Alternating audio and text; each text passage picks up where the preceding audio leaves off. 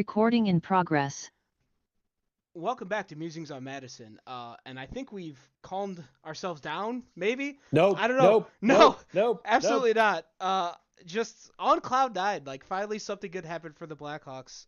Um, for the Blackhawks fans. Like, we were talking about this very briefly before we came on the air. Look, we're all aware, we're all painfully aware of everything that has happened off the ice with the Blackhawks in the last 5 to 10 years. And we make no, we've talked about that ad nauseum. We have not shied away from it. So I don't feel the need to justify any of the excitement I feel right now because away from all the off ice shit that they put themselves or put their entire fan base through and put other people in their organization through, they've sucked for a really long time. They haven't won a playoff series since winning the Stanley Cup in 15.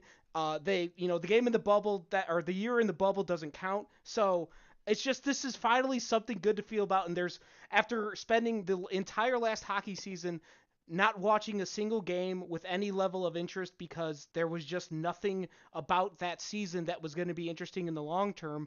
Now you have like the full opposite end of the spectrum for the next season. So if you're a Blackhawks fan and you've endured the last 6 to 7 years, I think it's a very good time to be excited about everything.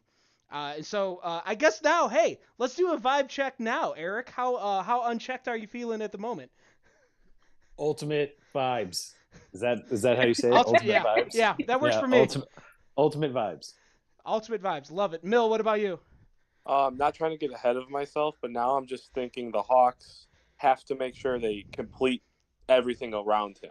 Like they can't Oiler this. Okay, that's good. We're gonna come back to Yeah, that in a second. But Betsy, what about you? Where are you at? Uh, my vibe is giddy. That's a good word for it. That's a good word. Excited more. I think I joined the staff at Second City Hockey a week after they got swept by Nashville. So I haven't written about anything good, and I know the other three of you haven't really had a chance to write about anything good. So I'm just excited that we as a group, as we're embarking on this new endeavor, have something fun to write about again. I got to write about the Carlton firing. That was good. Well, not good for him. It was cathartic for Mill. It was cathartic. I'm for a sorry. lot of That people. goddamn defense was so bad. I mean, Historically bad. Like, Like the the thing is, all time in the I think- history. Yeah. I think we can all agree that there's a difference between like this year having just bad players and then like having players that are somewhat competent and just not executing. It was frustrating as hell. Well, you just watch them and they were just lost. Like they Mhm. and the NHL is absolutely a league where people galaxy brain themselves all the time into thinking that they're smarter than everyone else to like hilarity. But just him with his weird defense that no other team played, and just it was catastrophic. It was terrible. and It was terrible. and the best part is that's all in the past now. Like it's all. Oh yeah, no, he's Vancouver's problem. He can go coach in Vancouver, and they can have him. And he's coaching their minor league team, right? Yeah. The Abbotsford Heat. Is that them? Oh, I wonder if him and Seabrook ever cross paths. Ever now. hang Let's out? see if Maybe we- they hang out. No, I don't think they hang out. I doubt it. Yeah. So coming back to the present day though, just the so I want to build off of what Mill said a little bit because this was I think it was at the Defector today. They wrote an article with the headline that was Connor Bedard is not the cure. The central idea of it being that you need a lot more than just one guy, no matter how good that one guy is, to be a good NHL team, which is very like I don't want to say they were copying off of us because I doubt they know we exist. But back in May of 22, I remember writing an article that said Connor Bedard alone isn't going to fix the Blackhawks, and that, to Mill's point, is like they're gonna need a lot more than just Connor Bedard to be back into, I mean, even playoff contention, let alone Stanley Cup contention. Like this does not turn the Blackhawks into a legitimate playoff team next season. Just this one guy. Although it's a pretty big step in that direction. Yeah, like he should be fun to watch, and I'm sure he'll put up numbers. But they're gonna have to hope everybody else pans out, the Korchinskis and everybody else, and keep building. Yeah, like there are so many other players that they are going to need.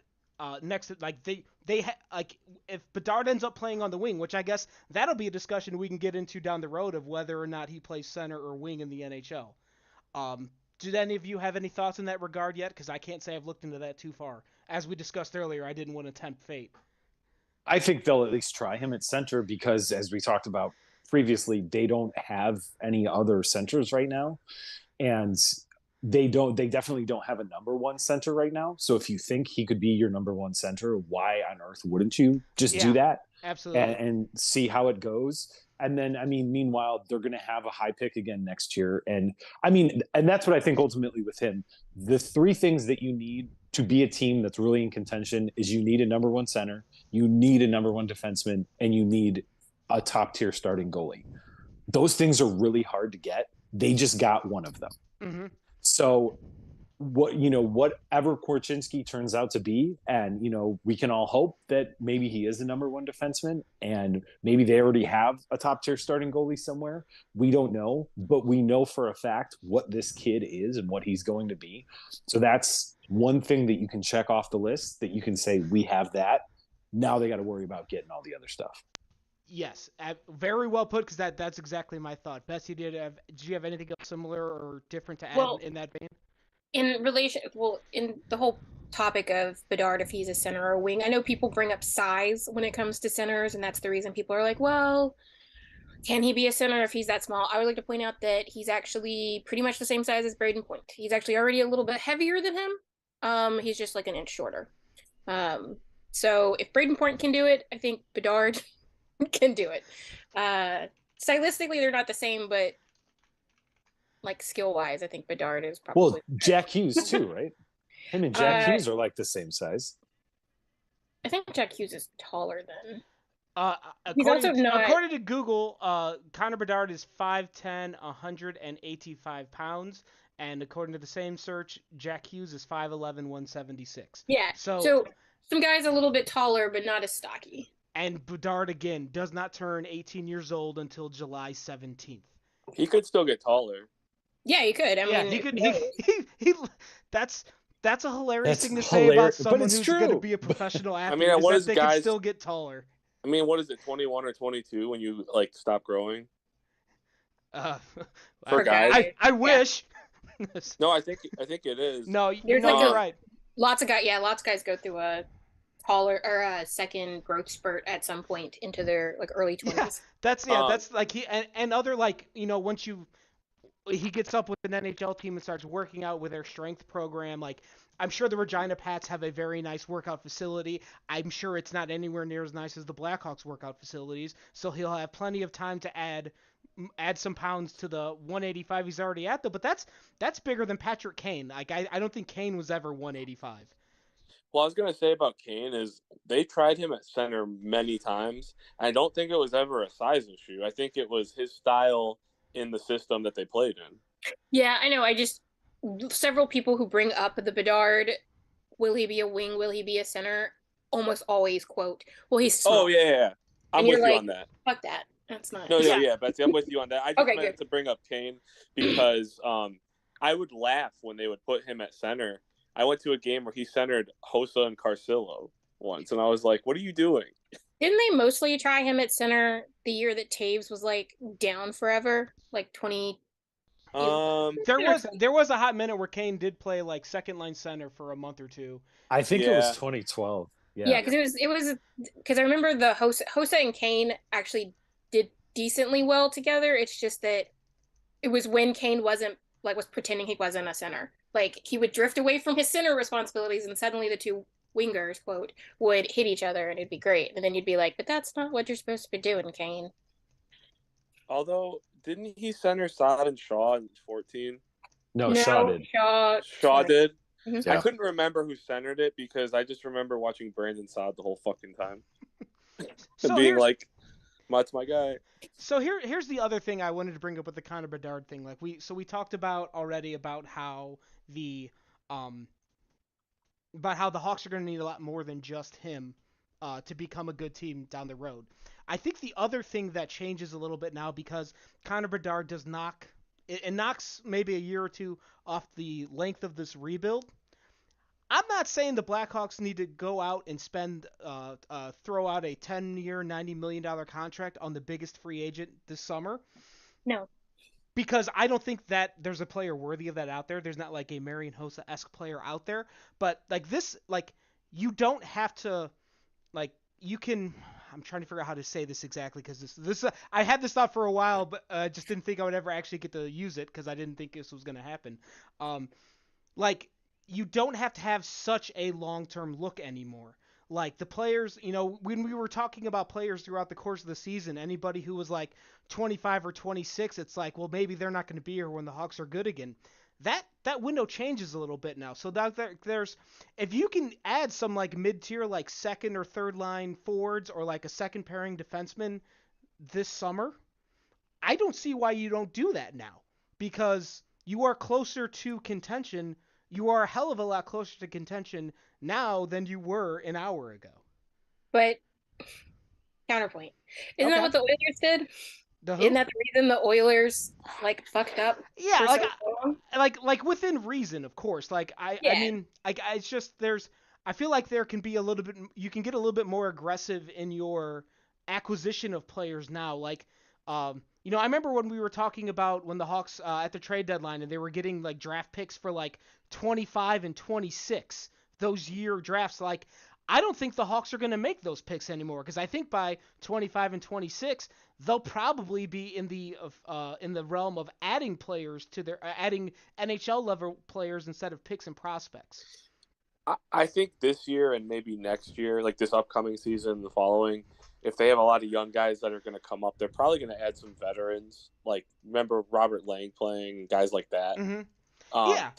To kind of get them in shape to understand the pro level game. No, that's a very good point too. Like you could bring on a dude that's like, and like Robert Lang is a perfect example, like a veteran guy that can show not only Bedard but some of the other young guys who might be coming up soon, like the Korchinskis or Nolan Allens or Lucas Reichels or I don't know, Gavin Hayes. Like I don't think all these guys are making the jump next season, but you get the point.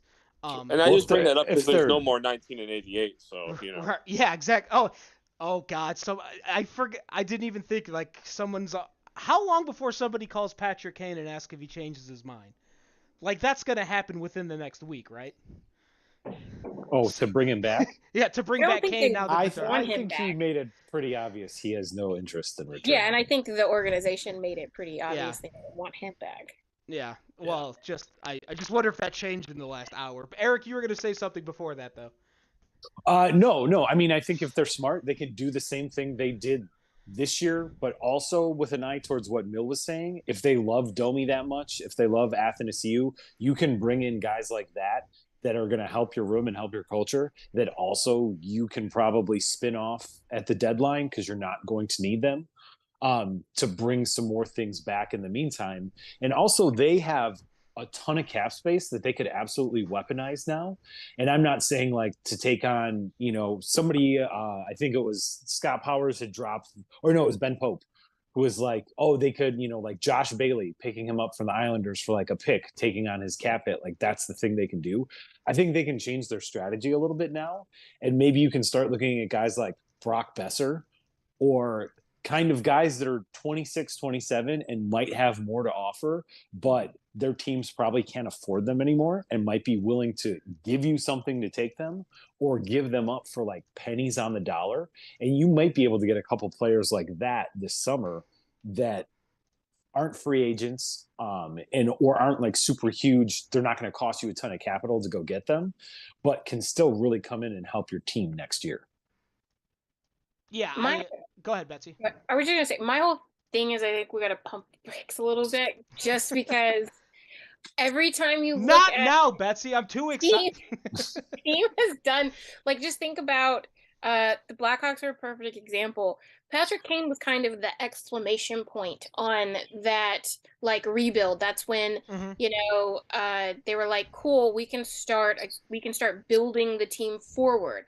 Yeah, they still missed the playoffs the next year, but, like, obviously they did a great job the following year, and then they won a cup. So, but all the work that went in before that was years and years and years in the making. The Blackhawks are not years and years into the making really anymore, because Davidson has gotten rid of a ton of old Bowman picks. Yeah, Correct it or was about a not, but five-year. Yeah, It most was of cleared about a them out a 5-year lot. rebuild. Yeah, I mean, we're not like, even if you think of like maybe Vlasic, I think he's one of the older like kids that we think could impact soon. Even Kurashev, like we don't know if he's going to be here, but like if Vlasic, you're thinking maybe he's like a standout top four. He's still like pretty young. He's only 21. But look at the Devils as a perfect example. Jack Hughes was kind of the exclamation point. That's when they started to make moves to build a team around him, but they had picked top 10 and 15 for forever before that. They had another first overall pick before that. They picked top 10 the year after they got him, like they didn't start picking up big name guys until last year when they picked up like Dougie Hamilton. So it was like 3 years, 4 years after Jack Hughes, and Jack Hughes was already in a, like, he was put into a system that already had a ton of good prospects and a lot of mid-range players, so they could build and maneuver a little bit more. So I would be very excited if they could like start to flip some of those assets, and I think they will. Like you're saying, these drafts down the line, I think they will be flipping them for assets that fit the timeline better.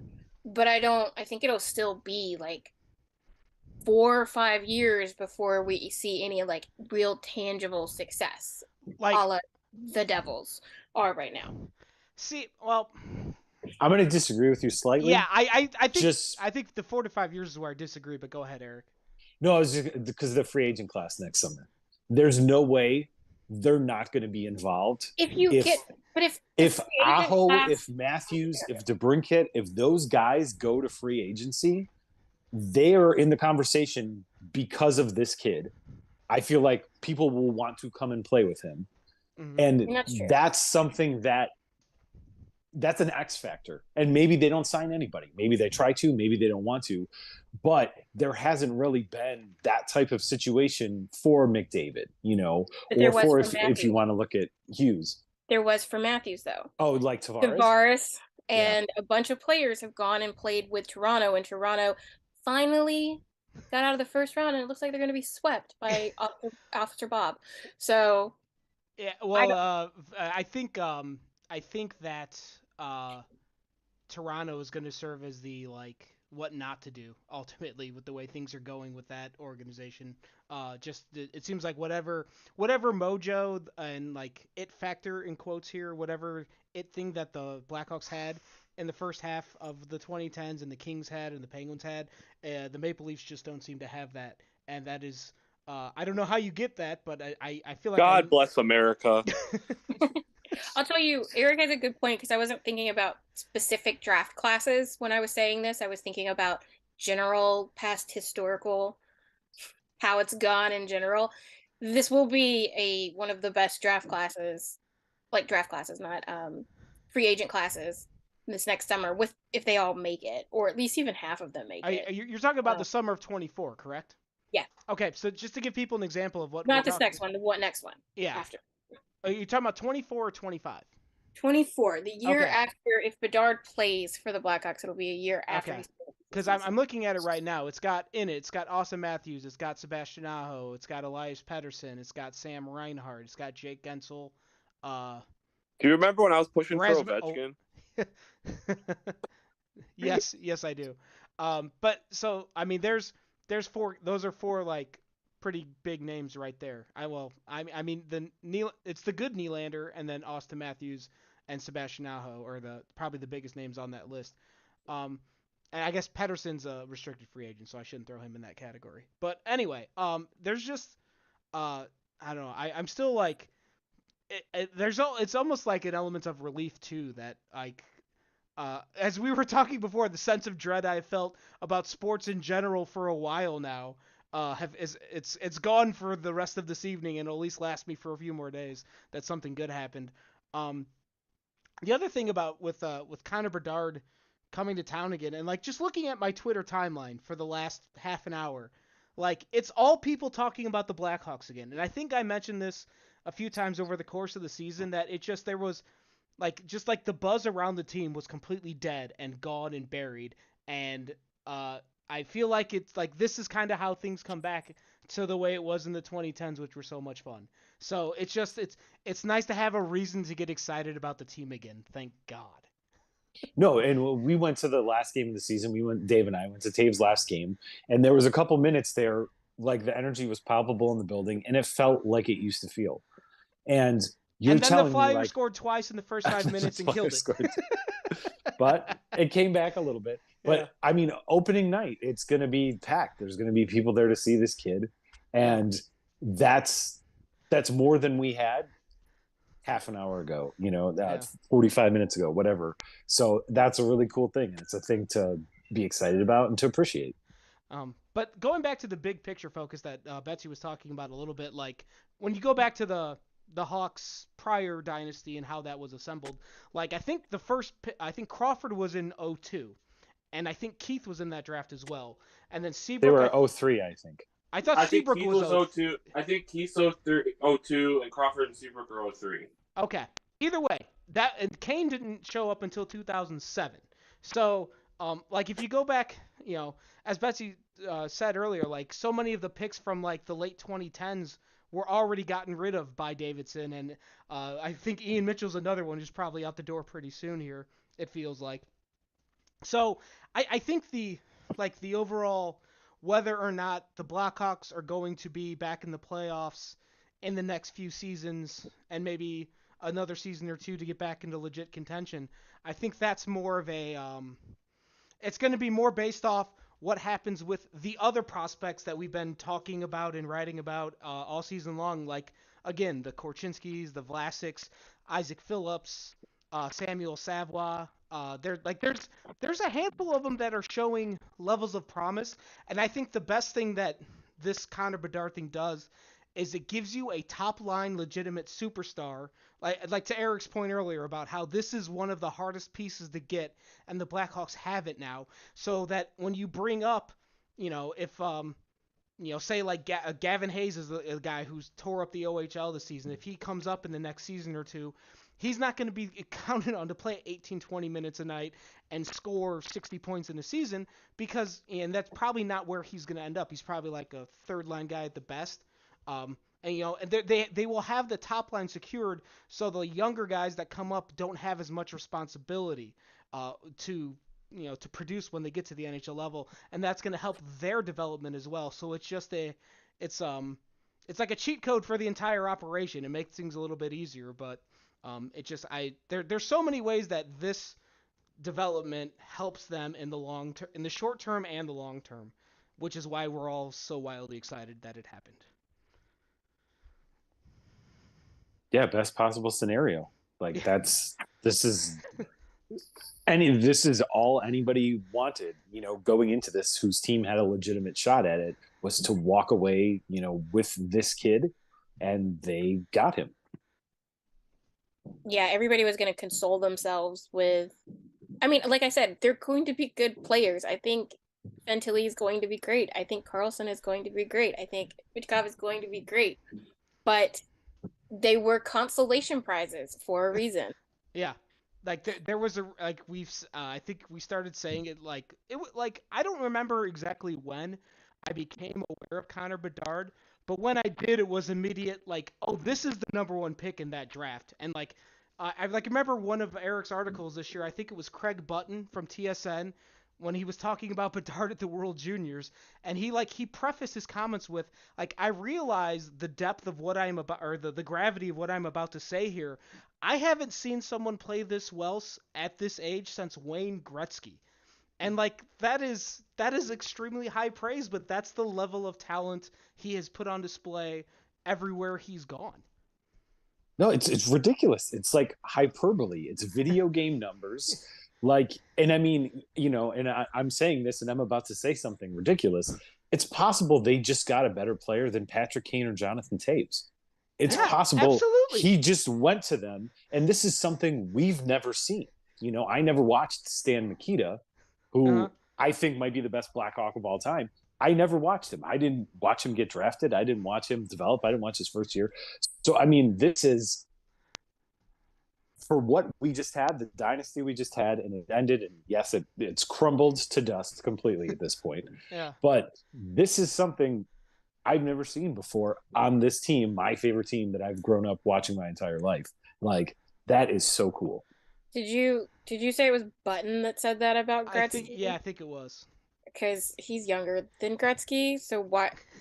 That's weird. Would you be paying attention to a 16-year-old, 17-year-old? I think it was comparing Gretzky at the World Juniors, I believe is the. Yeah, but like. Well, to be fair, that's the age difference between me and Taves and Kane. Yeah, but that's what I'm like. In an age where there wasn't like that's not broadcast a lot, like, and he himself is like 2 or 3 years younger, like. That's a hyperbolic statement unless he's talking about clips that he saw later. But I'll take it. I mean, I'm excited about Bedard. Way to rain on my parade, Betsy. Thank you. I'm always like, you can sit there and say these kids are amazing without making up a little story. Like, that seems like a slightly fictitious story to me, unless he's talking about clips from behind the scenes. But did he play with Gretzky? Craig Button? Yeah, let me look. I don't know. I remember just seeing that quote. Like, and I've known that name Craig Button for former executive. He was a manager. Yeah, he was a manager. His dad was an executive though before, so he was the hockey kid. He grew up in hockey. I'm just saying, TV was like barely in color. all right, Betsy, I get it. Jeez. The Debbie Downer's still here, folks. We got Connor Bedard. That's my new nickname now. Raised me has taken Boolean Wall. Oh no, Betsy, you're gonna be the Betsy Bummer. Betsy Bedowner. Betsy Bedowner. Betsy always wanting realism. Yeah. Why she watch reality TV shows? Yeah. Because that's the realest you can be. Somebody watches. I'm just happy that they. Go ahead, Mill. I'm just happy they put a Modelo bar in the UC. Oh man, ticket prices are about to get so damn expensive again. I don't know if they'll be much more expensive because they never came down. Well, here's the thing though, like if they get a month or two into the season, even if Bedard's like a thing to watch, if they're still losing games, people don't want to go. I mean, they're going to be losing games, but they might be losing games 5-4, and it might be more hat trick. Fun to watch. No, yeah, it'll be more fun. I think anything like has to be more fun. Not like as good as the 07-08 team, but I just mean like where the building you could tell it's more full, but like it's not going to cost you $150 to sit in the 300 level. Yeah. Well, no, that hopefully that's coming in a few years because that means they started winning games again. We bitch about ticket prices when they get high, but it also usually coincides with a winning team, so that is a sacrifice. I will go to fewer games if that means the team is winning again. I'm no problem with that whatsoever. Did people think that they were doing that broadcast live or something, like flipping the cards live? Why? Like it wasn't because they're like, that's how you know it's rigged because they like did everything in advance, and I'm like, they never do they did the like live draw like once, I think, in recent memory, and it like people were like, this is the most boring shit ever, and they were like, yeah, it doesn't make good TV. Yeah.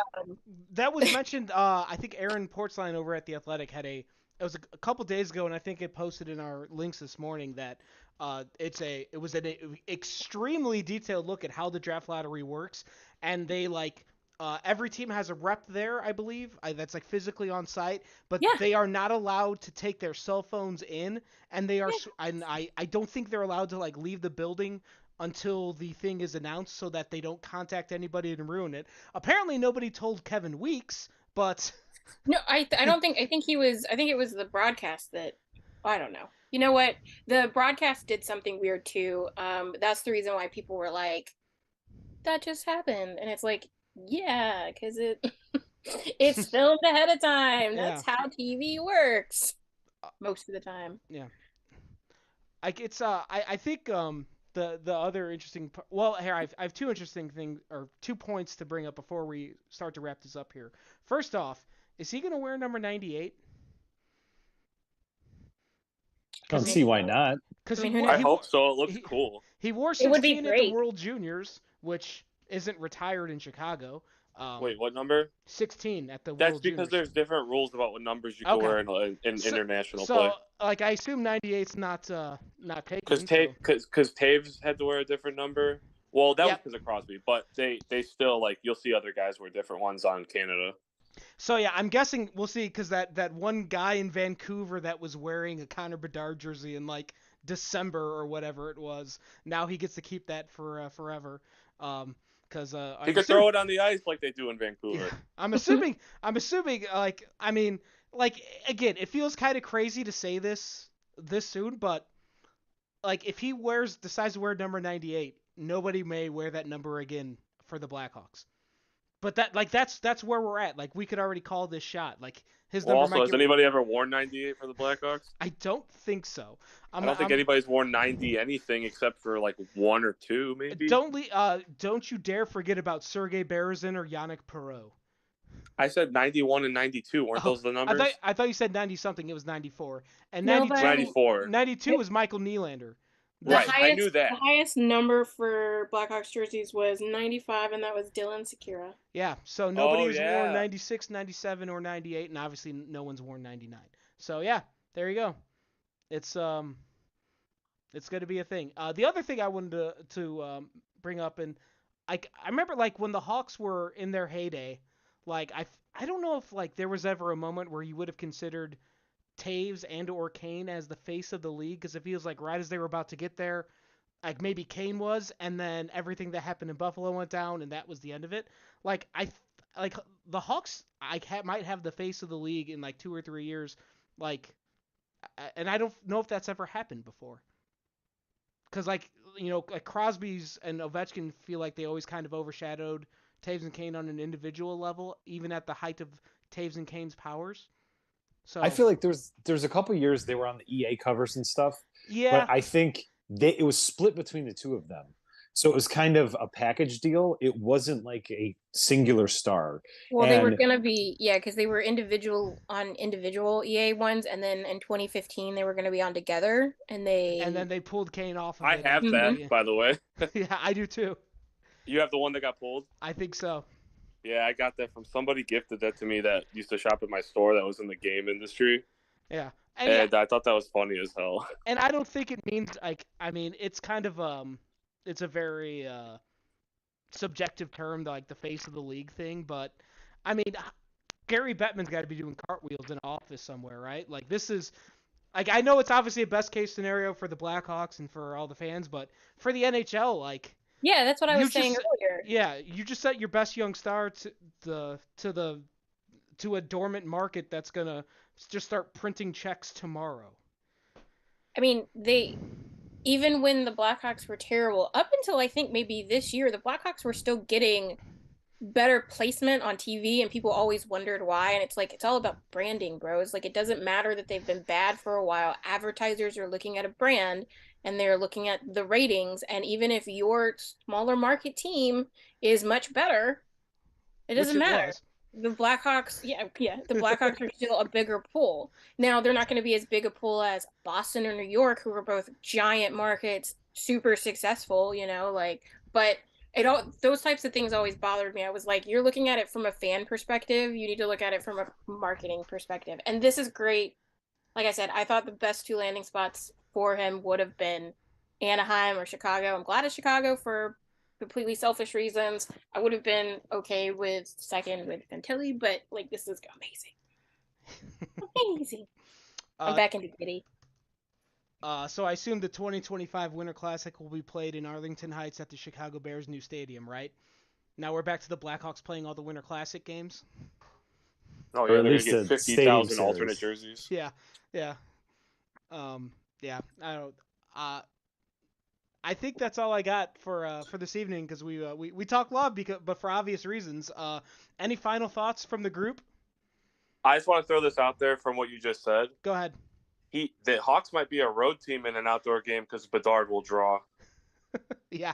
No, Absolutely. seriously. I mean, Absolutely. Betsy, what about you? Keep looking at his face, and he looks like a baby. That's That's my final thought. He's 17. he is less than half my age, and that is He's. a I was about to painful say he's closer realization. to my nephew's age, who wasn't even alive when Patrick Kane was drafted the last time the Blackhawks drafted a first overall. That's You know what? Let's not play this game anymore. Never mind. Eric, what about you? Any final thoughts? Just, I mean, what a crazy thing to happen. What a crazy moment. What a crazy night. And like, it is. You said it before. It's been a very long time, I think, since any of us have had something to be excited about in this way and to look forward to with this team. So it's nice to kind of feel that part of myself, my fandom, like thawing out a little bit. Uh, just to be, and I was as cynical as anybody this year. Like there was a method to the madness with the losing, but like that's all gone now. I mean, every game we're going to watch, we're going to hope they're going to win from here on out, and hopefully they're trying to win from here on out. And we're going to see this kid do some insane, amazing stuff. Like it's just so cool. Yeah. I think we might have a post on Tuesday that's just going to be like, just every Connor Bedard highlight we could find. Just like we don't need to write. Like if a yeah. picture is worth 1,000 words, here's what this video is going to be worth a lot more. So Yeah, here's a video of him skating through three guys and blistering this shot past this goalie, and the goalie moves 3 seconds after the puck has already passed him.